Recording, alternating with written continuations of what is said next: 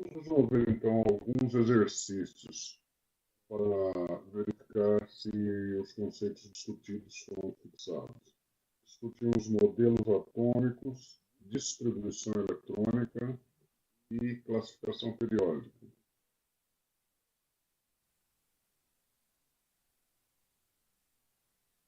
Vamos lá, então.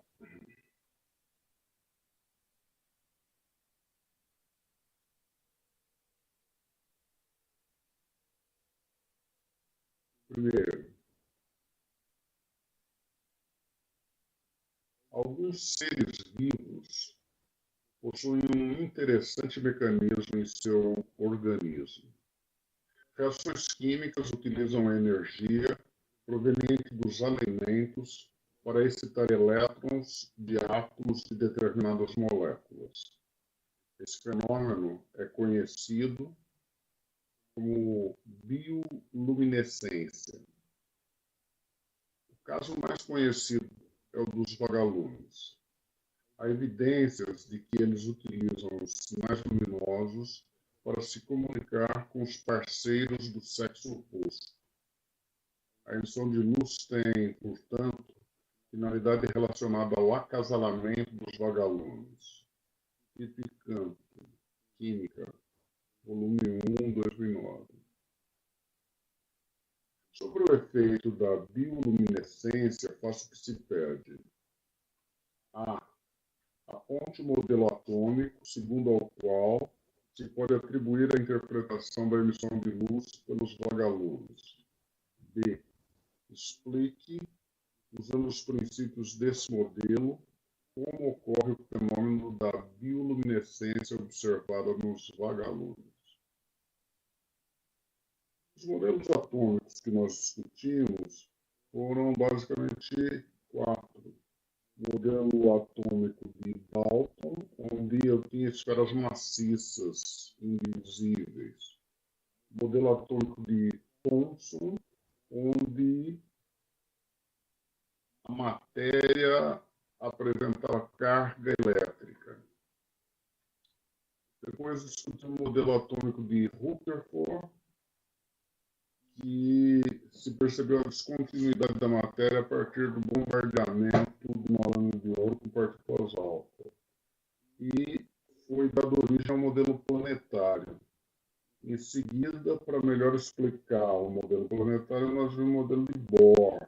O modelo de Bohr prevê órbitas, tem um núcleo e tem camadas ao redor do núcleo, determinadas órbitas dos elétrons.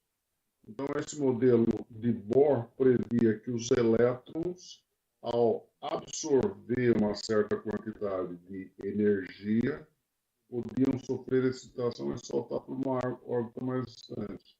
Ao retornar à órbita inicial, então, aquela quantidade de energia que foi obtida era e estivesse em excesso, ao retornar para o seu nível original, era então emitida. E essa emissão ocorria na forma de luz.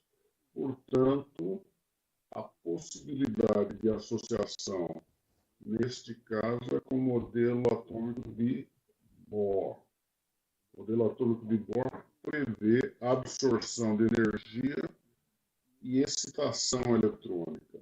No processo de desexcitação, a quantidade de energia existente é liberada na forma de luz. Poderia ser escrito assim, né? Quando o elétron absorve energia, ele é excitado para níveis mais altos de energia. Quando ele retorna ao seu nível fundamental, deve existir emissão de energia na mesma quantidade que foi cedida ao elétron em sua excitação.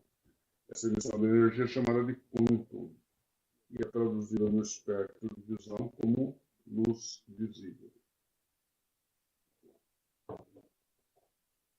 Próximo. Sabemos que dois elementos químicos, A e B, são isóbaros.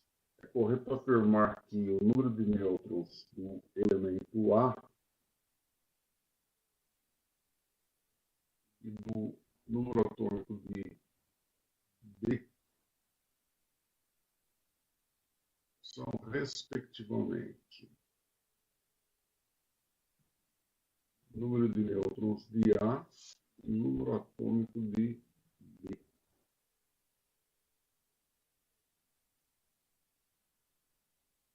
Vejamos. Nós temos aqui o elemento B, 8 mais 2x, com massa 20 mais 3x. O elemento A, o número atômico 3 mais 3x, com massa 8 mais 6x. Foi dito que ambos os elementos são isóbaros. Isóbaros possuem o mesmo número de massa. Portanto, é possível escrever que 20 mais 3x é igual a 8 mais 6x.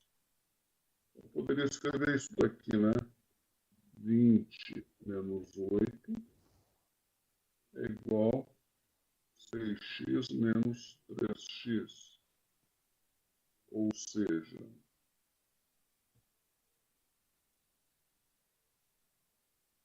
3x é igual a 12.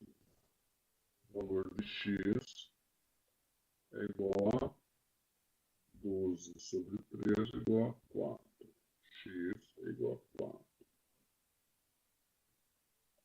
Ora, então o meu elemento A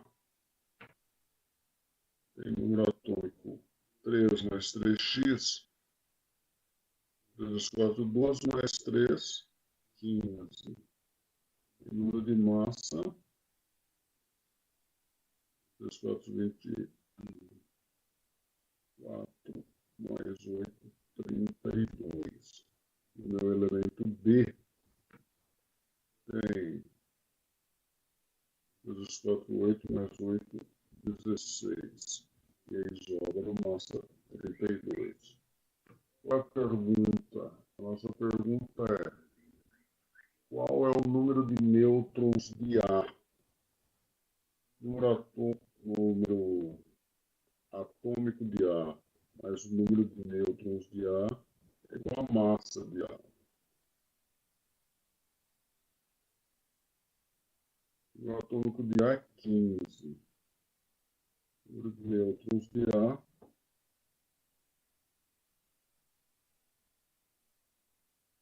32 menos 15 é igual a 17. Para o elemento B, qual é o número atômico de B? O número atômico do elemento B é 16. A resposta: o número de nêutrons de A, 17. O número atômico de B, 16. Alternativa correta. No nosso caso, nós temos a alternativa E.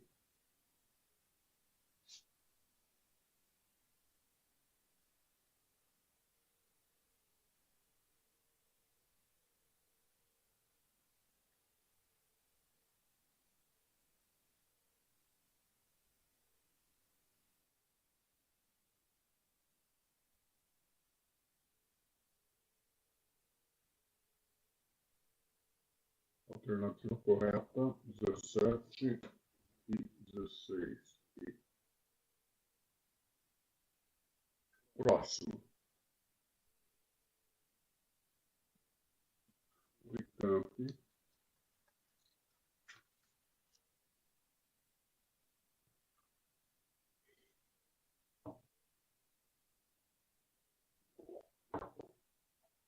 Na produção industrial de panetones, junta-se a massa, o aditivo químico UI.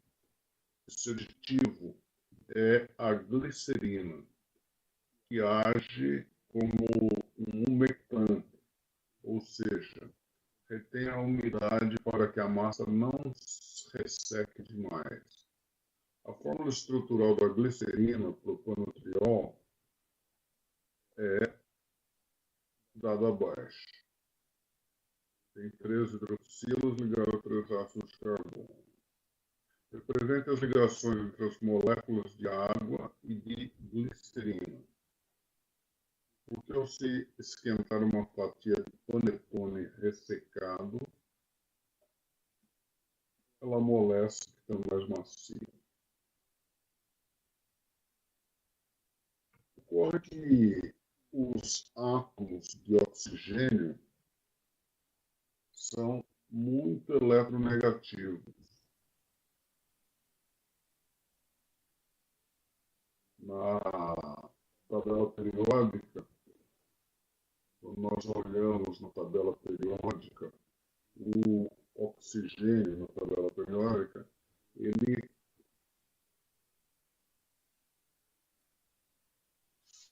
é um elemento bastante eletronegativo, muito mais eletronegativo do que hidrogênio, de tal maneira que as ligações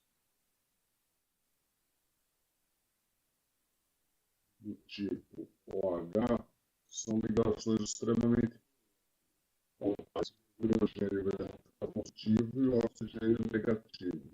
O que ocorre lá na glicerina, então,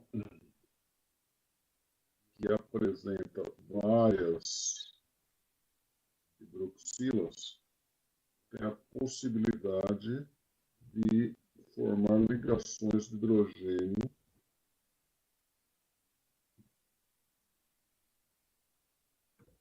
que é negativo, interagindo com o hidrogênio da água e o oxigênio lá com outro hidrogênio. De qualquer maneira, então, as moléculas de água terão interações entre os átomos de hidrogênio e os átomos de oxigênio. Tá? Teria ligações formadas do tipo pontes de hidrogênio ou ligações de hidrogênio. E, efetivamente, ao se romper essas ligações, ao se aquecer, então, o que poderia estar acontecendo? Poderia estar acontecendo as ligações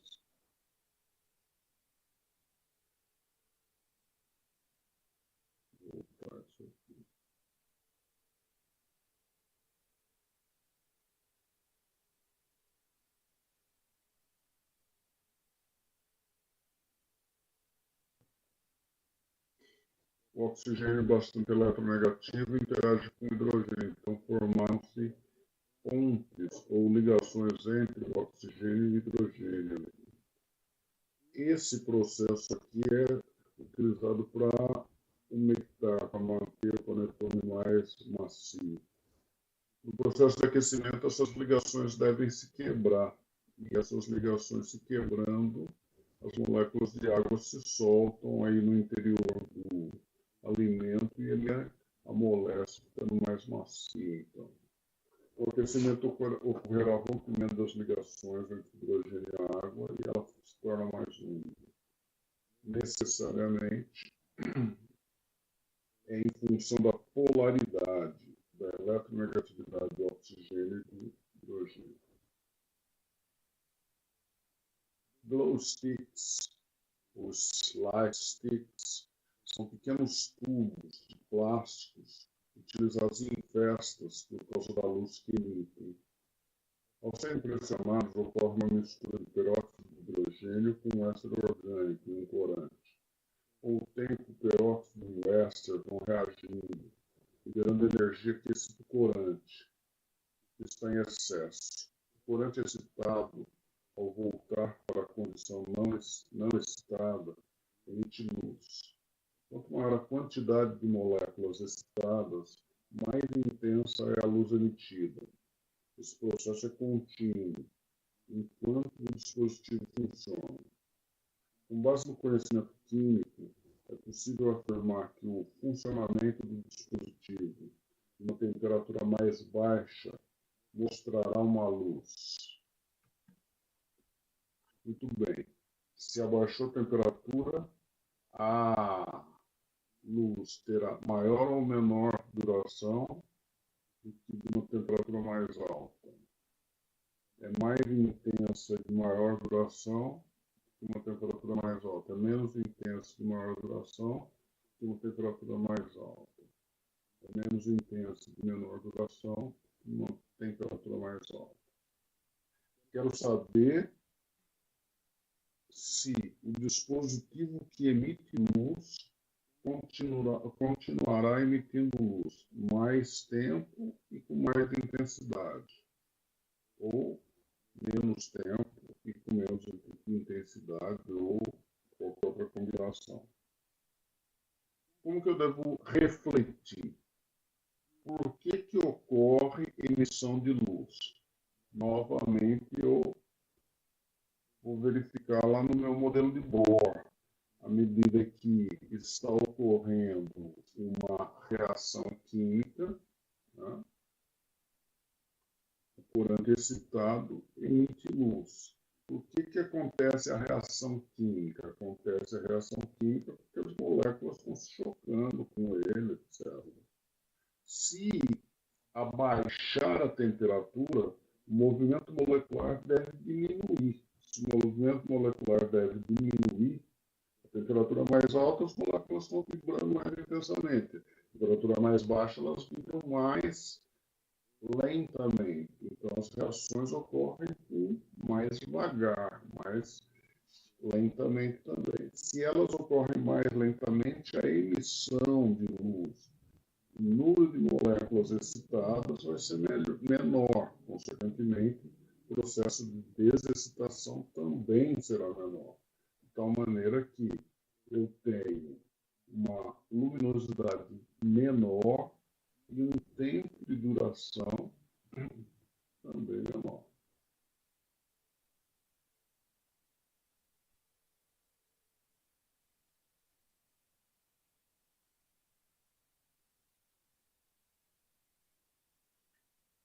Ou melhor,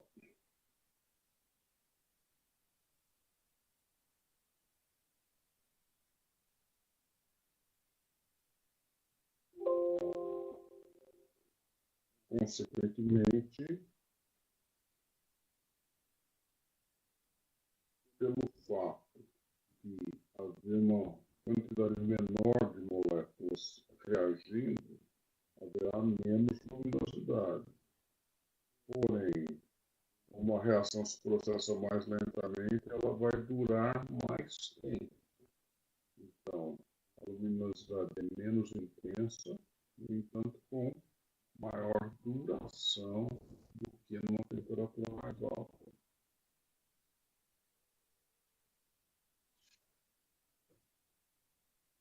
Com temperatura menor, a reação responsável ocorre mais lentamente, portanto será menos intensa. Os reagentes são consumidos mais lentamente, também será mais duradouro. Alternativa correta, C. Por sua atenção, obrigado.